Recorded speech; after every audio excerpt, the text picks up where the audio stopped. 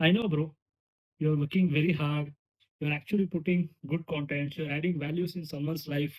You're actually educating. You're creating awareness. But still, you're not getting the required or desired reach or engagement. You know why?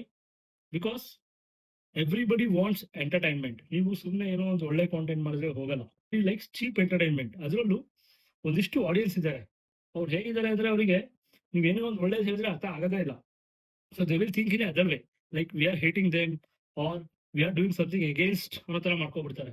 So reality ಹೇಳಿದ್ರೆ ಯಾರಿಗೂ ಆಗಲ್ಲ. So in short, you have to be cringe to get viral famous. Other ways ಅಲ್ಲೂ ನೀವು popular ಆಗ್ಬೋದು. Like you have to be extremely talented. If you ask me to get viral, to get famous, first thing ನಂತರ ಏನ್ ಬರುತ್ತೆ ಗೊತ್ತಾ?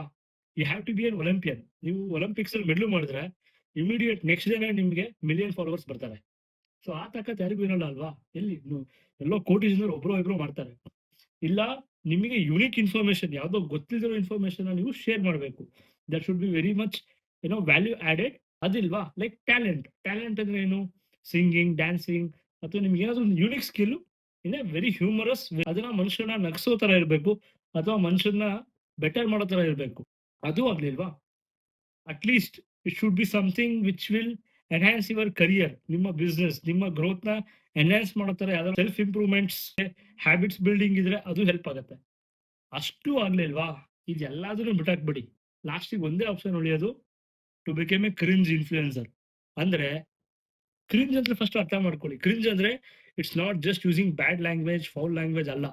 Cringe ಅಂದ್ರೆ to make someone uncomfortable, ಹುಚ್ಚುಚ್ನಂಗ್ ಆಡೋದು.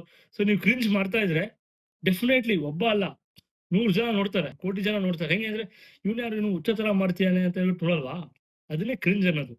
So it's not just using bad words, it is something you make someone make uncomfortable by watching you. So ನನ್ನ advice, stop consuming that. ಯಾಕಂದ್ರೆ ಅವ್ರು ಮಾಡ್ತಾ ಇದ್ರೆ ಅಟ್ ದ ಸೇಮ್ ಟೈಮ್ ನೀವು cringe ಆಗ್ಬಿಡ್ತೀರಾ. And subconsciously you are a cringe content consumer. So ಇದನ್ನ stop ಮಾಡಿ. So ಇದನ್ನ ಯಾವಾಗ ಸ್ಟಾಪ್ ಮಾಡ್ತೀರಾ, ನಿಮ್ ಪ್ರೊಡಕ್ಟಿವಿಟಿ ಜಾಸ್ತಿ ಆಗುತ್ತೆ. ಯಾಕಂದ್ರೆ ಇದನ್ನ ಆ ವ್ಯಕ್ತಿಗಳು ಅರ್ಥ ಮಾಡ್ಕೊಳಕ್ ಸಾಧ್ಯನೇ ಇಲ್ಲ.